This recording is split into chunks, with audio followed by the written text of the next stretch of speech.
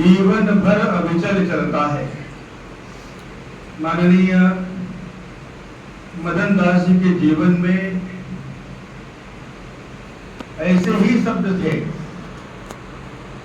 और ऐसे ही जीवन यात्रा थी।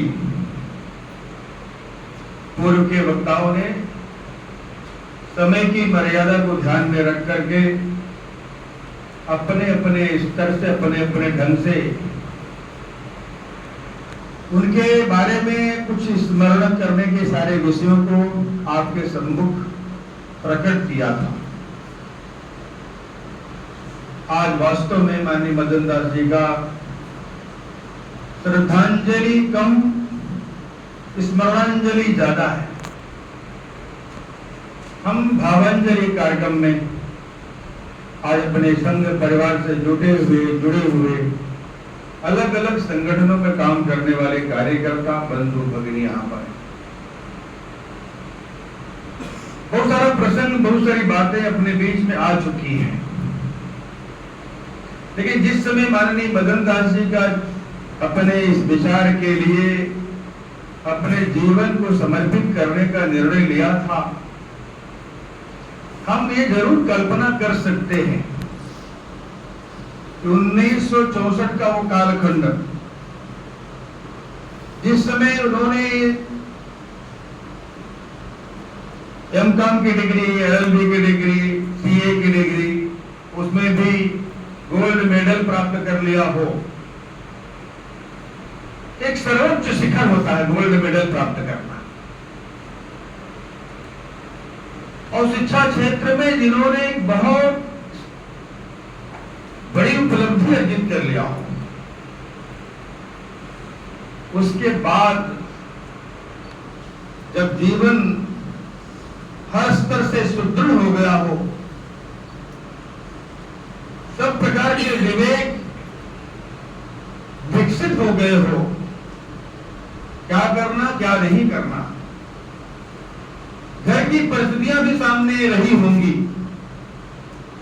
घर की चुनौतियां भी रही होंगी, लेकिन जिनके सामने देश की परिस्थितियां, देश की चुनौतियां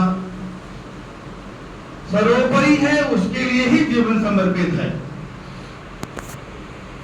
परम पूज्य गुरु जी के संदर्भ में जो कहा जाता है, इदम नमम इदम राष्ट्राय, इदम राष्ट्राय इदम नमम, ये माननीय मदन दास जी के जीवन में भी है कि राष्ट्र के लिए सर्वस्व न्यौछावर, कि अपना संपूर्ण जीवन राष्ट्र के उत्कर्ष के लिए, राष्ट्रोत्थान के लिए लगा देना और फिर राष्ट्रोत्थान से अपना जीवन यात्रा पूरी कर देना। बेंगलुरु में राष्ट्रोत्थान नाम का हॉस्पिटल, और जाते जाते भी राष्ट्रोत्थान से ही गए। भारतीय जीवन बीमा निगम का एक स्लोगन है, जीवन के साथ भी जीवन के बाद भी। संपूर्ण जीवन का तिल तो देश के लिए, संपूर्ण समाज के लिए तो गला दिया, जला दिया। रच दिए तुमने अनेकों मातृ मंदिर के पुजारी। आज संपूर्ण देश के अंदर लाखों लाख कार्यकर्ता मिलेंगे जो माननीय मदन दास जी से प्रेरणा लेकर, उनके जीवन से संदेश लेकर अपने जीवन के बारे में निर्णय लिया कि मैं मेरा अपना जीवन देश के लिए समर्पित होगा। आज समाज जीवन में बड़ी भूमिका निर्वहन करने वाले ऐसे हजारों कार्यकर्ता हैं जिनको स्वयं माननीय मदन दास जी ने गढ़ा था, उनको तैयार किया था। अनुशासन के प्रतिमूर्ति, सहजता के प्रतिमूर्ति, सहृदयता के प्रतिमूर्ति, एक सच्चा मार्गदर्शक, एक सच्चा अभिभावक, एक सच्चा स्वयंसेवक हमने खोया है। हमने एक सच्चा पथ प्रदर्शक, एक सच्चा कार्यकर्ता, अपने पूर्व के कई वक्ताओं ने कहा कि सूचना पालन करना जिनका सर्वोच्च सिद्धांत था, जहां अपेक्षित वहां उपस्थित। शरीर धर्म की कैसी परिस्थितियां हैं। हम लोगों के भी रूह कांप जाते थे जब वो बैठकों में उपस्थित होते थे, हाथ पैर कांपते हुए जब उनको लाया जाता था तो मन के अंदर एक विचार उत्पन्न होता था कि आज जिस प्रकार की शरीर की स्थिति है, आखिर इस स्थिति में आने की क्या आवश्यकता है। शरीर काम नहीं कर रहा है, शरीर की स्थिति ऐसी बनी हुई है। 2000-3000 किलोमीटर 1500 किलोमीटर यात्रा करके आना, क्या विश्राम की आवश्यकता इस समय नहीं है। जीवन तो समर्पित कर दिया, जीवन तो लगा दिया, जीवन तो गला दिया, आखिर अब क्यों आना इस परिस्थिति में जब स्वास्थ्य साथ नहीं दे रहा हो।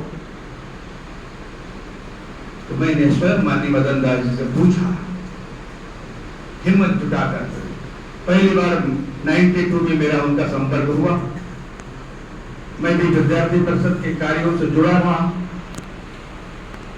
और जब मैं कटक के अधिवेशन में गया था तो उसमें भी वो थे। 1993 में वहां राष्ट्रीय अधिवेशन था।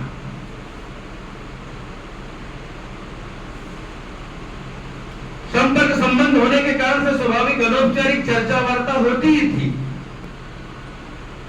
लेकिन जब मैंने निकट से उनसे बातचीत किया कि भाई साहब ऐसी परिस्थिति में भी जब हाथ पैर भी काम नहीं कर रहे, स्वास्थ्य इतना गिरता जा रहा है, तो कहते थे देखो शरीर नहीं काम कर रहा है लेकिन मन काम कर रहा है, बुद्धि काम कर रही है। मन अभी साथ है, शरीर साथ दे या ना दे, लेकिन मन साथ दे रहा है ना। जब तक मन साथ देगा तब तक आता रहूंगा। माननीय मदन दास जी का यह कितना प्रेरणादायी वाक्य है।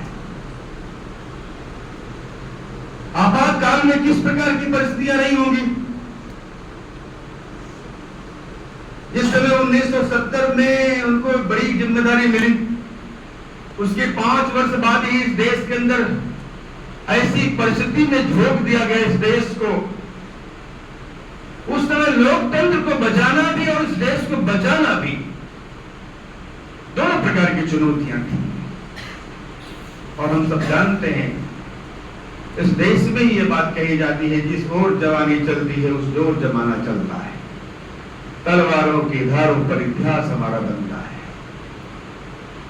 संपूर्ण देश के अंदर नौजवानों को झकझोरने वाला, नौजवानों को प्रेरणा देने वाला, नौजवानों को दिशा और दृष्टि देने वाला जो कार्य किया, संपूर्ण देश के अंदर नौजवानों को अपने वैचारिक प्रतिबद्धता के लिए, राष्ट्र के लिए सर्वस्व समर्पण की जो भावना पैदा करने का कार्य किया, माननीय मदन दास जी के जीवन से लोगों ने प्रेरणा दिया। आज की परिस्थिति में, आज के परिप्रेक्ष्य में बहुत लोग अपने अपने ढंग से बोल रहे हैं, बड़े बड़े स्तर पर लोग प्रवचन करते हुए दिखाई देते हैं। हम यहाँ प्रबुद्ध वर्ग के बंधु बैठे हैं, हम शब्दों से किसी का मन बदल सकते हैं, शब्दों से हम कभी किसी का विचार बदल सकते हैं, लेकिन जीवन नहीं बदल सकते। जीवन बदलने के लिए जीवन उसी प्रकार का होना चाहिए जैसा माननीय मदन दास जी का था। जीवन उनका सर्वस्व समर्पित था, सिद्धांत के प्रति प्रतिबद्ध था, कटिबद्ध था। एक राष्ट्र ऋषि, एक महामानव के रूप में जो प्रत्येक संघ परिवार से जुटे हुए प्रत्येक कार्यकर्ताओं के प्रिय थे। हर कार्यकर्ता अपना उनको मानता था। अभी हम लोग जब श्रद्धांजलि का कार्यक्रम की चर्चा कर रहे थे कि कौन संचालन करे, कौन योजना बनाए, तो मन में यही रहा कि विद्यार्थी परिषद के कार्यकर्ताओं को जिम्मेदारी दिया जाए, किसको दिया जाए, कैसे किया जाए। वो सबके हैं, सबके प्रिय है, सबके लिए है। ऐसा जीवन बहुत कम लोगों का होता है। तो मानव मदन दास जी ने उस आपातकाल के अंदर जिस प्रकार की दिशा दिया, जिस प्रकार से पूरा खाका तैयार किया, पूरे आंदोलन को एक ऐसी दिशा की ओर मोड़ा, तो लोकतंत्र बचा तो उस आंदोलन के कारण से बचा, लोकतंत्र उस देश बचा तो उस आंदोलन के के कारण बचा। आज संपूर्ण दुनिया के अंदर जो भारत माता एक उच्च शिखर की ओर विराजमान होती हुई दिखाई देती है, अगर वो